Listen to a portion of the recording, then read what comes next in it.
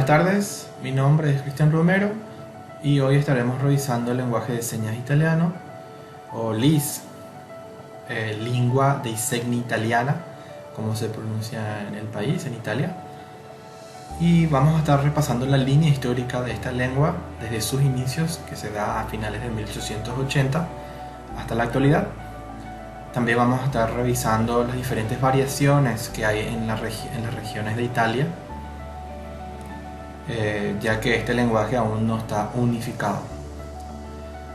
Al principio, la lengua de señas italiana solo se enseñaba en instituciones religiosas, donde se dio un gran foco de atención para el uso de este idioma de señas. Niños entre 3 a 6 años eran enviados a estas instituciones y, dependiendo del caso, por ejemplo, si los padres del niño eran oyentes, la exposición inicial del lenguaje de señas se daba recién en el ingreso a la institución del niño.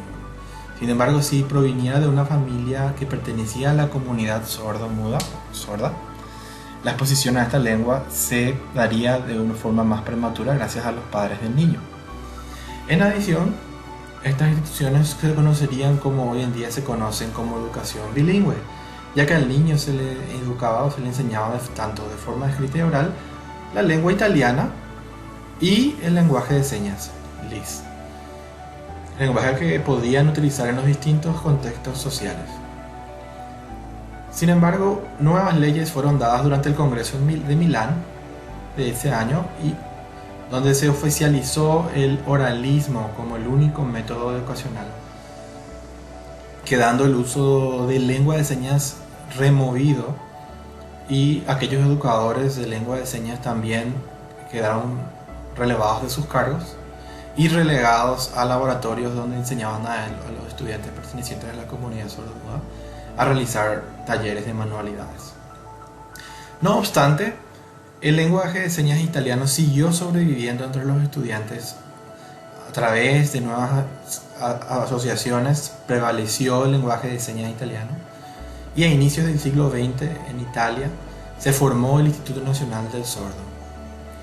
La educación del estudiante italiano finalmente llega a cambiar en 1977 gracias a la aprobación de la Ley 517/1977, facilitando determinar la posibilidad de que el estudiante perteneciente a la comunidad sordo-muda se integran a las escuelas públicas, junto con niños oyentes y acompañados por maestros de apoyo para la educación especial. Sin embargo, la resolución que puso fin a la segregación de los estudiantes redujo las oportunidades de reunirse con sus compañeros pertenecientes a la comunidad sordos, y para la mayoría de ellos redujo el aprender el lenguaje de señas italiano.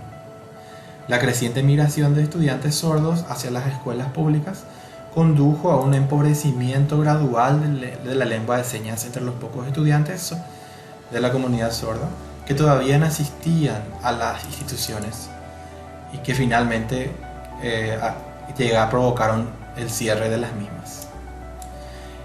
Esta situación duró hasta que se aprobó una nueva política educativa, como se describe en esta sección, desde la década de 1990, donde la gente comienza a crecer un nuevo interés en las cuestiones sociales y educativas relativas a las personas de la comunidad sorda, y por los nuevos intentos de estudiar la lengua de señas italiana. Nacieron las primeras asociaciones para el estudio de la lengua de señas italiana. Su objetivo era organizar cursos de lenguaje de señas italiano en diferentes niveles, incluyendo cursos para intérpretes. El Instituto Nacional del Sordo comenzó a ofrecer cursos sobre lenguaje de señas italiano también. En otros sucesos ocurridos, como en 1992, con la Ley 104, se reconoció el derecho de las personas pertenecientes a la comunidad sorda que utilizan dicho lenguaje de señas, que se les asigne un intérprete en la universidad. Bien, en 1997 Las escuelas primarias, medias y secundarias ya registraron la presencia de los llamados asistentes de comunicación, cuya función principal era romper la barrera de comunicación entre los estudiantes pertenecientes a la comunidad sorda con los maestros de educación especial y sus compañeros pertenecientes a las escuelas de dicha institución. Además, los educadores comenzaron a trabajar en jardines de infantes, proporcionando a los niños de la comunidad sorda ricas aportaciones lingüísticas, además de representar figuras de referencia para adultos pertenecientes a la misma comunidad. A pesar del despertar cultural y lingüístico que ha experimentado la lengua de señas italiana en los últimos 20 años, su reconocimiento lingüístico aún no está hecho. El primer libro sobre lengua de señas italiana, editado y creado por Virginia Volterra, comenzó a circular tanto en las comunidades sordas como auditivas, como título original La lingua dei segni italiana, que ya tiene su segunda edición en el 2004. Antes de eso no había ningún nombre para identificar el lenguaje de señas utilizado por la comunidad sorda italiana, y las siglas se extendieron rápidamente tanto en la comunidad sorda como auditiva, porque ya que era fácil deletrear y pronunciar los signos desarrollados en el libro. Hoy en día la comunidad sorda italiana parece ser muy heterogénea en diferentes aspectos, ya sea en antecedentes familiares, a saber, la presencia en la familia de personas que pertenecen a la comunidad sorda, en cuanto a educación, presencia o ausencia de ayudas tecnológicas, audífonos, implantes, y la competencia lingüística en lo oral y en el lenguaje de señas. Bien, se estima aproximadamente unas 70.000 personas que se han quedado sordas antes de aprender cualquier idioma o han nacido sordas, y por lo tanto son potenciales hablantes del lenguaje de señas italiano. Alrededor del 60% tuvo acceso al lenguaje de señas italiano como su primer idioma. Italia aún no ha reconocido el lenguaje de señas italiano, esto por las diferentes variaciones léxicas que se encuentran en el lenguaje de señas italiano. El lenguaje de señas italiano se utiliza en Italia y en Ticino, una región en el sur de Suiza, ya que la comunidad auditiva en esa región también habla el lenguaje italiano. Las personas pertenecientes a la comunidad sorda que utilizan el lenguaje de señas italiano saben que las señas pueden ser muy distintas, muy diferentes en distintas partes, en diferentes regiones del país. La variedad de lenguaje de señas italiano utilizada en Ticino es conocido por ser muy diferente de otras zonas o regiones del país. También se reporta variación relacionada con las escuelas residenciales para personas pertenecientes a la comunidad de sordos. Bien, el lenguaje de señas italiano, al igual que las lenguas habladas, se utilizan en todo tipo de situaciones, incluidos conversaciones de índole geográfico, nacional, político, social. Las lenguas de señas no son universales. Las lenguas habladas y de señas suelen ser muy diferentes e independientes desde el punto de vista lingüístico, aunque se utilizan en el mismo territorio nacional.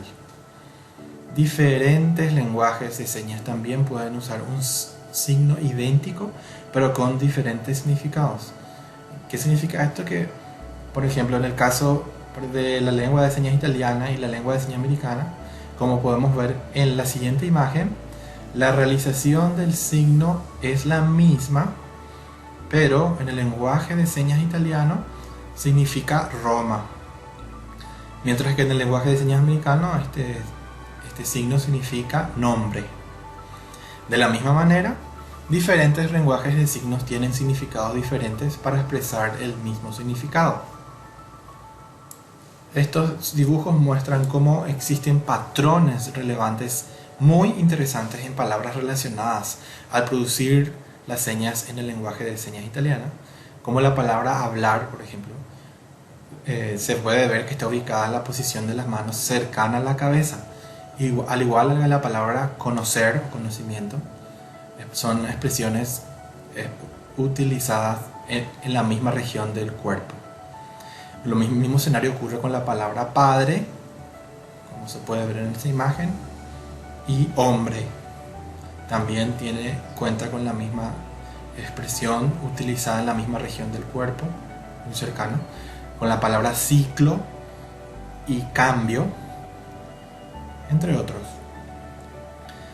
Bien, para finalizar, quiero dejar mi punto de vista o sugerencia como estudiante para la audiencia, inculcando el aprendizaje del lenguaje de señas, donde uno pueda transmitir que la inclusión tiene que empezar por uno mismo. Muchas gracias.